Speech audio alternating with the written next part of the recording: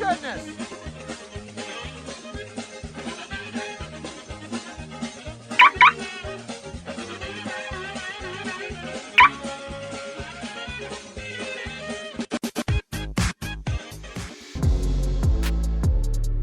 Senator, welcome to the program. I really appreciated that supercut. Sort of needed a vibe shift. Do you come up with that? Do you come up with all those off the top of the dome?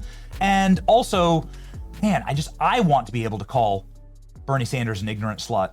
I'm jealous of you, actually, Senator. Well, I mean, I plead guilty. Nobody writes my lines for me. God blessed me with a good memory, Ben, and I remember the way someone writes a clever phrase. Sometimes I make it up. A lot of the expressions come from the small town that I was raised in. Maybe I shouldn't say some of them, but God gave me the right to remain silent, but not the ability. And President Trump and I are alike in that respect a little bit. We're both pretty candid, and we both play outside the pocket. So I can't deny everything because you just played it, man. But what you see is it's the truth. That's just the way I express myself.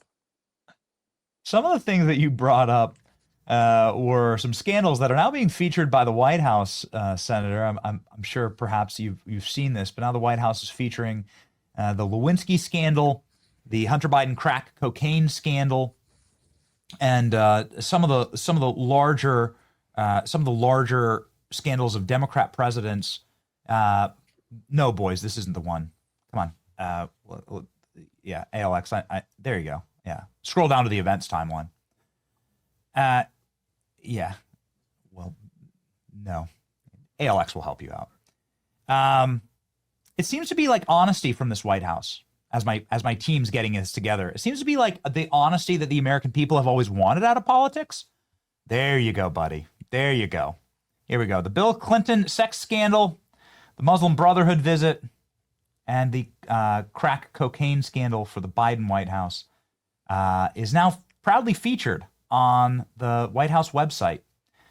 And these are all things that happen. Also, the Trans Day of Visibility, where they were pretty much filming a porno on the White House lawn during Joe Biden. I think that people like honesty in politics. I think that's why you're a bit of a rock star with our audience. I think it's refreshing to have politicians that sort of talk like you and behave like a normal person. Yeah, they do, Benny, and you see that in your work. Look, so many people in Washington think they're smarter and more virtuous than the American people, and they think the American people are stupid.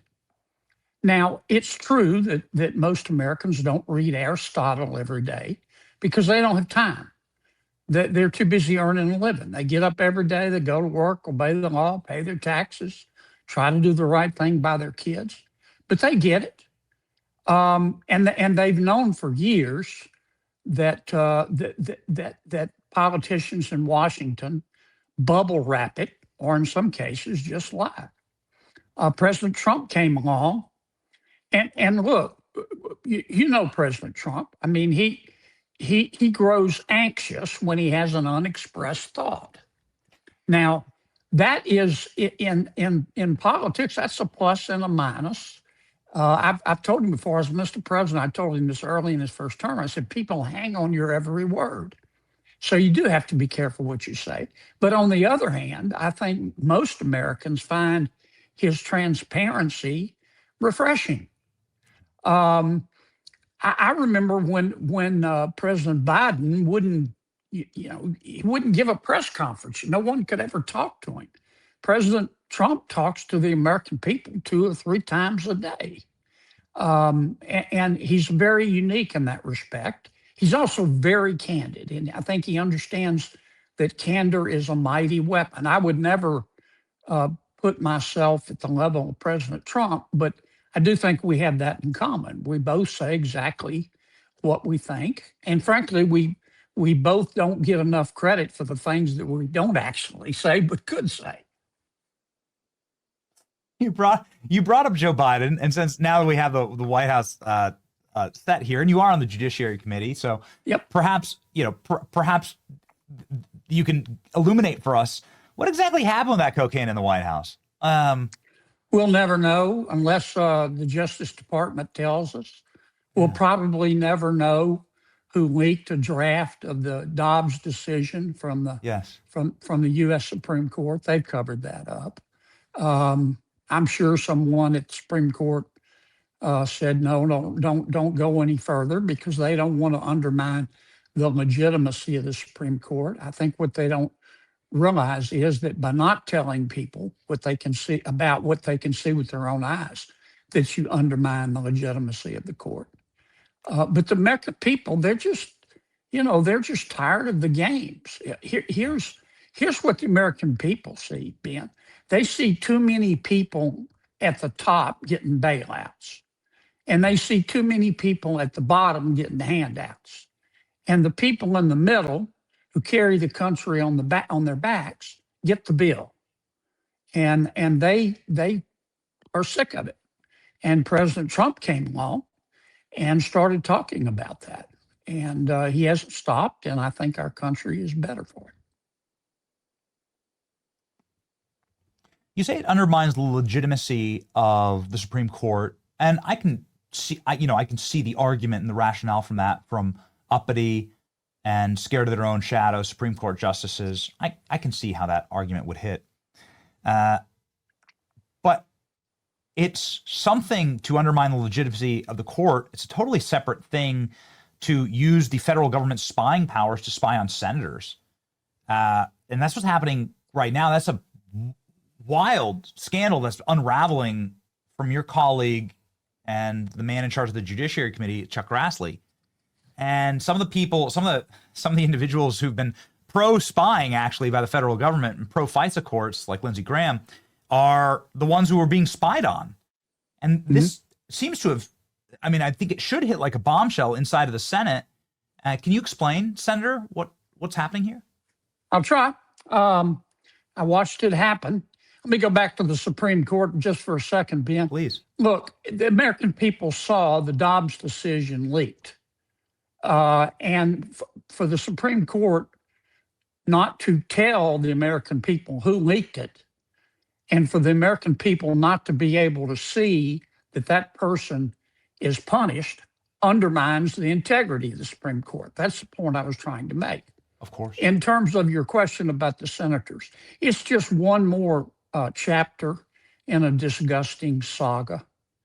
I watched Attorney General Merrick Garland make the decision to prosecute a former president of the United States on legal grounds that were iffy at best, who also happened to be the Attorney General's boss's chief opponent in an election.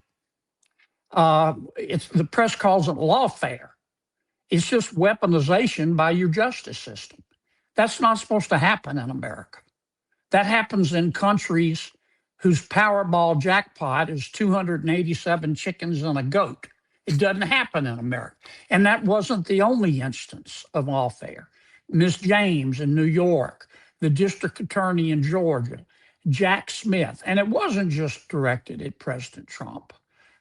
It was directed at anybody who supported him. It was directed at many, many, many Republicans. Today, we found out from Senator Grassley that Attorney General Garland and FBI Director Chris Wray authorized the subpoenas to get the phone records of the United States senators. I've got to tell you, I was shocked at that. I just assumed this was Jack Smith going disco without telling anybody.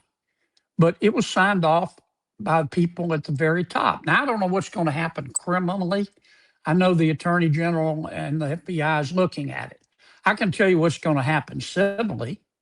The Justice Department is going to get sued by these senators and by everybody who was wronged. Merrick Garland's going to get sued. Chris Wray's going to get sued. The telecommunication companies, the telephone companies that turned over these records are going to get sued. There's something called the rule of law in America. And if I could make one more point, I don't mean to talk so much, Ben, but I watched when Biden did this and his people. Merrick Garland could have stopped it. He didn't. I don't know why. But they unleashed spirits they couldn't control. They unleashed spirits they couldn't control. You just don't use the Department of Justice as a weapon to hurt your political opponents. And it worries me. I mean, all we have well, not all we have in America. One of the things we have and cherish the most is the fact that our criminal justice system has legitimacy and it applies to justice even-handed. And now a lot of these people are being called to account, and they should be. Senator, wouldn't this be worse than Watergate? Given the awesome power of the Justice Department and the technical capacity to gather data, you don't have to rummage through file drawers anymore with a flashlight, holding a flashlight in your mouth in the dark of night, a bunch of goofballs. At the Watergate, you can actually take some of the most personal, you can scrape some of the most personal and private and perhaps classified, all of it should be classified under the Fourth Amendment, obviously, from the U.S. Senate. Senator, how are you supposed to conduct business? How is any senator supposed to do their job if the wrong Justice Department can just illegally spy on everything that you're doing? Isn't this worse than Watergate? Well, sure, getting there, if it's not there yet. Look, and it's not just the U.S. senators. They did this to 92 organizations. They did it to Turning Point. They did it to apparently everybody they thought was a political enemy of President Biden, or that they just didn't agree with politically. And what has surprised me today, it's really disappointed me, it is that the Attorney General of the United States, Judge Garland, almost a justice, signed off on this. And apparently, at least according to Senator Grassley and his whistleblowers, so did the director of the FBI, Chris Wray. I never wanted to believe that. I really thought this was all Jack Smith just being a cowboy. But apparently, everybody signed off on it. And I can tell you, if the Attorney General signed off on it and the FBI director signed off on it, President Biden signed off on it, you think an Attorney General is going to do something like this? You think an Attorney General is going to prosecute a former President of the United States who also happens to be his boss's political opponent without telling the President of the United States who appointed him? Dream Weaver. If you believe that, you believe in the Tooth Fairy. You believe in the Easter Bunny. You believe Jimmy Hoffa died a natural death. Of course, President Biden knew all of this stuff. And they did it anyway. They did it anyway.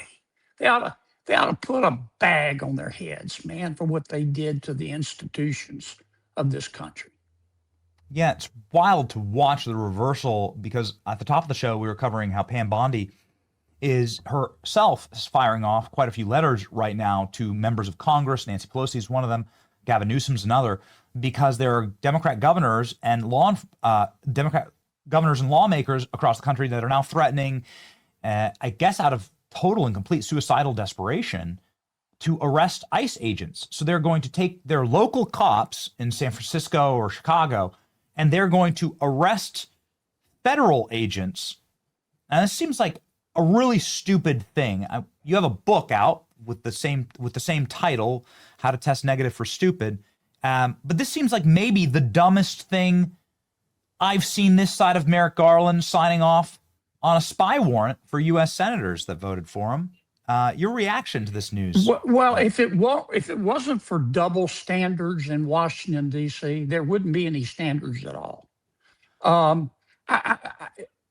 Look, the people who are doing this, they're the same people who watched a district attorney in New York run on a platform of if you elect me, I will put then former President Donald Trump in jail. And they didn't say a word. You know what they said? Nothing, zero, zilch, nada. I mean, it's got to stop. And I talk about it in my book. Some of the stories in my book are funny, that's true. Some are bizarre, but they're all true. And I wrote this book for three reasons. I wanted to try to give the American people, tell them, use these stories to explain to them what the Senate in Washington is really like from the inside, to explain to them why in Washington normal is just a setting on the clothes dryer, and to explain to them why it doesn't have to be this way if we just have a little return to fairness and common sense. And all this stuff has got to stop. But the only way to stop it is to hold people accountable. And that's going to be done. And the American people can then make a decision once they have all of the facts. Come from Louisiana. It's a very law and order state. It's not a sanctuary state. This is a state that's obviously trending in the right direction. A lot of common sense in that state. They send guys like you to the Senate, so that's good. No, we believe in Louisiana that illegal immigration is illegal. Duh. You know, they don't believe that in some other states. What's going to happen? What's going to happen here? I know that you're a big fan of law enforcement. I know law enforcement backs you and endorses you. This seems suicide. These policies really scare. I mean, it does seem like Civil War stuff, Senator. These policies are really very desperate and seem, again, suicidal. But there are Democrats. J.B. Pritzker did it yesterday. Gavin Newsom, Nancy Pelosi. All three of them have now threatened to arrest ICE agents with state police. What's going to happen there? Well, the error of their ways, Benny, is larger and more significant than just ICE agents, as significant as that is. These people believe that cops, ICE agents, law enforcement officials, National Guard, these people believe that cops are a bigger problem than criminals. They do. These people believe that if a cop has to shoot a criminal, it's automatically the cop's fault. But if a criminal shoots a cop, it's the gun's fault. That's what these people believe. And I remember when all of them said, defund the police, defund the police. I was running for re-election at the time. I made a campaign commercial, got me in a lot of trouble. But I said, if you hate cops just because they're cops, the next time you get in trouble, call a crackhead. And I believe that. And that's really what they're picking on ICE agents now, but this started way back under President Biden. And he watched it happen, allowed it to happen, encouraged it. They just hate cops.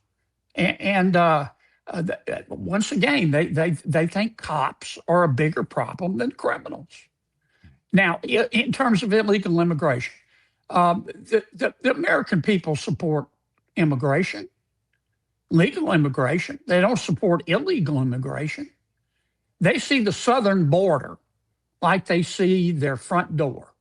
Most Americans lock their front door at night. They don't lock their front door because they hate everybody on the outside. They lock their front door because they love the people on the inside, and they just want to know who's going in and out of their country, or in that case, their home.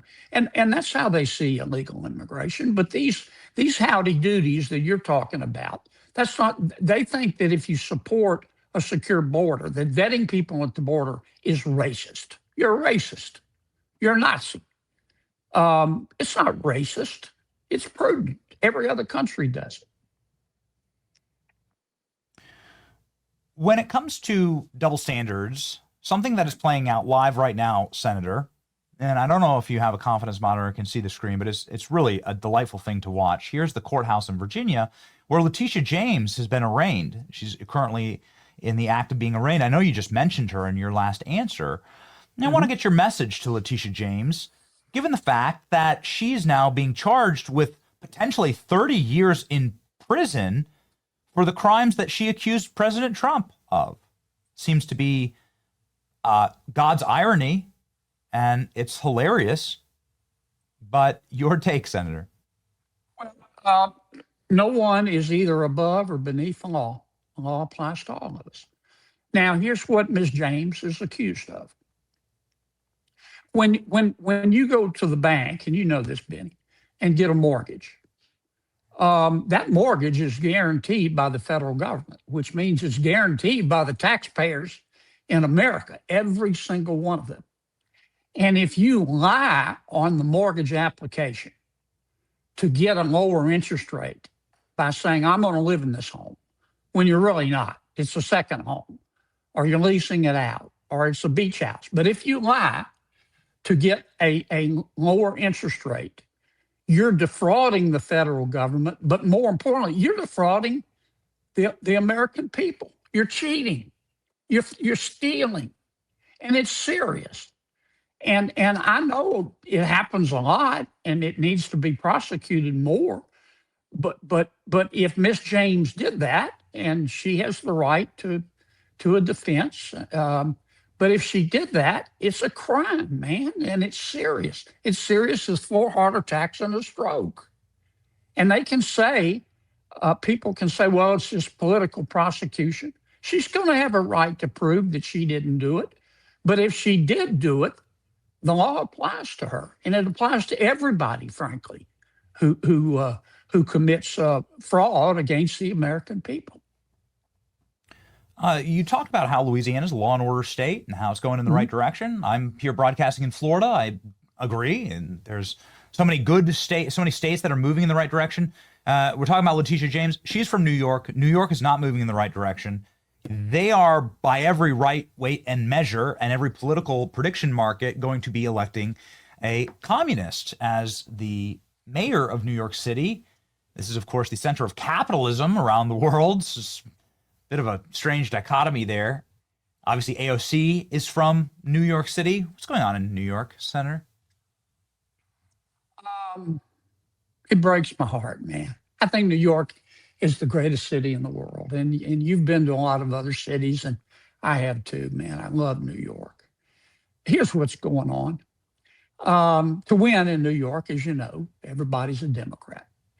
But this is not the Democratic Party that of years ago. The loon wing, the Bolshevik wing, the socialist wing of the party is in control. And the person who heads that wing is Congresswoman Ocasio-Cortez. And she has said, elect Mr. Mamdani, who is a proud socialist, who hates the Jewish people, who's promised to arrest Mr. Netanyahu if he ever steps foot in New York, who believes in free rent and free buses and free food and free kittens and free sex, and I don't know, he wants everything to be free. My experience has been that everything that's supposedly free, somebody else had to work for. But maybe he's living on a different planet than me. And it's because of the change in the Democratic Party. It's the reason we're in a lockdown. We're in a shutdown. We're in a shutdown for one reason. Senator Schumer, who I know well, and I don't hate anybody, I really don't. But I know Senator Schumer well. And he wants the loon wing of his party to love him because he's scared he's going to get beat in the next election. And they don't love him because Congresswoman Ocasio-Cortez has told them not to love him. And that's why he shut down government. Wow. And it's a total mess. And Chuck doesn't know what to do right now. He shut it down. He doesn't know what to do. He's walking around looking like a guy who lost his luggage. He doesn't have the slightest idea. But he has shut down the entire federal government. And we're not going to give in. He says he'll open it up if we give him $1.5 trillion, not billion, $1 trillion. Now, as I've said before, I'm not going to do that. My mama didn't raise a fool, and if she did, it was one of my brothers. And every one of my colleagues in the Senate agrees with me. So we're just going to stay shut down. I hate it, but it's up to Schumer, and it's really up to Ocasio-Cortez.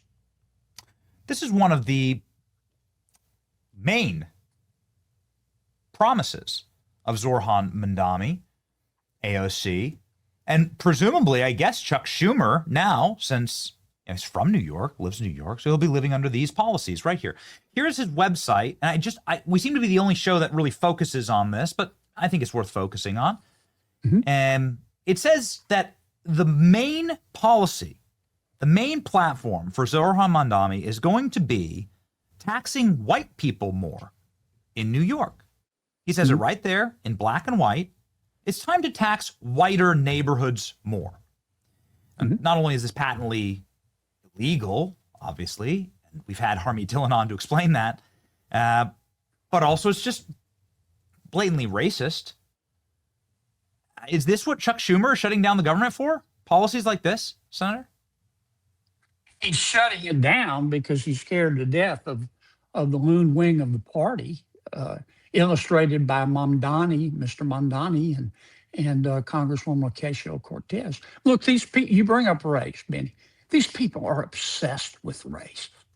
They're obsessed with it. The truth is, look, America is not perfect, but we're good. Like every other country in the history of civilization, America caught the disease of slavery. But we beat it back. And after we beat it back, we passed civil rights laws in 1866 and 1871 and 1875 and 1960, 1964, 1968, 1990, 1991. And the truth of the matter is, I know there are racists in America, but America's not a racist country. Most Americans don't think that much about race because they understand that souls have no color. To most Americans, I mean, most Americans think that, they think in practical terms. Hey, black, white, brown to a bear, we all taste like chicken, man. This is America. But these folks are obsessed with race, and they're obsessed with gender. And they think the American people are supportive. They think our kids ought to be able to change genders at recess.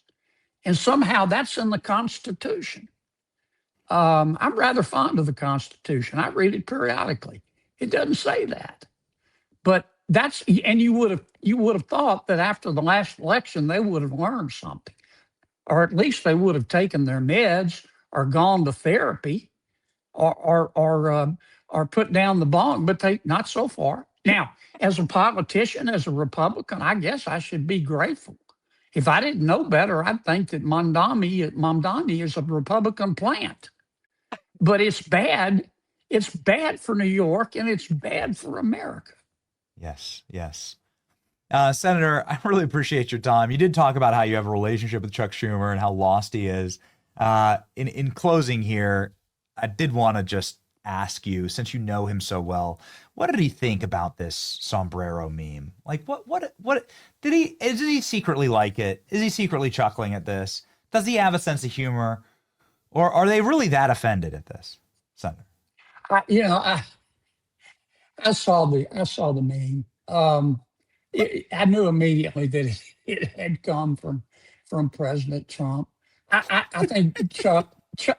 Look, let me say it again, Benny. I don't hate anybody. I look for grace wherever I can find it, man. And when I say my prayers, I ask God, don't let me hate. But Senator Schumer has been in Washington his entire life. And Chuck sees everything through a political lens. And when this came out, he may well have laughed, but then he immediately thought, how can I try to use this to my political advantage? And, it is what it is, I guess. I wish that people would talk less and more and less about memes and more and more about getting the government back open, because President Trump is ready to go. I talked to him the other day about it, but he's not going to give in on this, and he should. in Louisiana. I mean, you should take Chuck Schumer down to Louisiana. You should teach him how to grill an actual burger. I invited teach him how to Chuck do it. one time. I invited Chuck one time to come down to Louisiana, and I would take him duck hunting. And I said, Chuck, he said, well, something to the effect of, we don't have many guns. You know, I haven't been around guns. I said, Chuck, I'll take the gun and I'll explain it to you. The end with a hole in it is the dangerous part. Don't point that at yourself. But he hasn't accepted my invitation. Okay.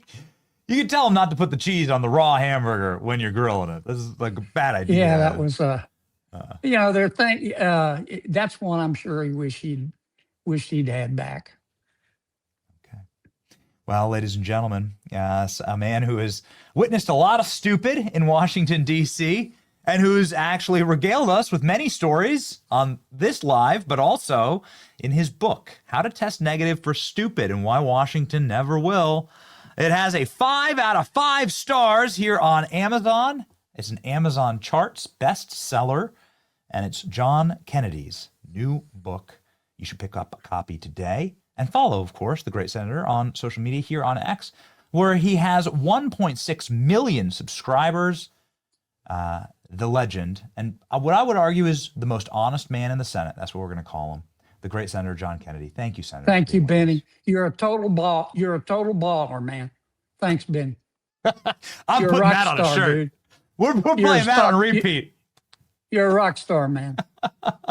Now, Davis is, I don't know. We'll have to debate Davis, but yeah, he wanted me to ask you about the spying, so I'm glad we did it. I listened to your interview. I'm gonna have to go to church twice now after listening to Davis. But I know Mike. I know Mike well. He's a wild man. That's right. You got to bring that holy water when Mike's on. You got to just make sure you're ready to go. That's right. It's always an exorcism with Mike. God, thank you for the palate cleanser, Senator. God bless you. Thank you so much. Godspeed. Thank you, man.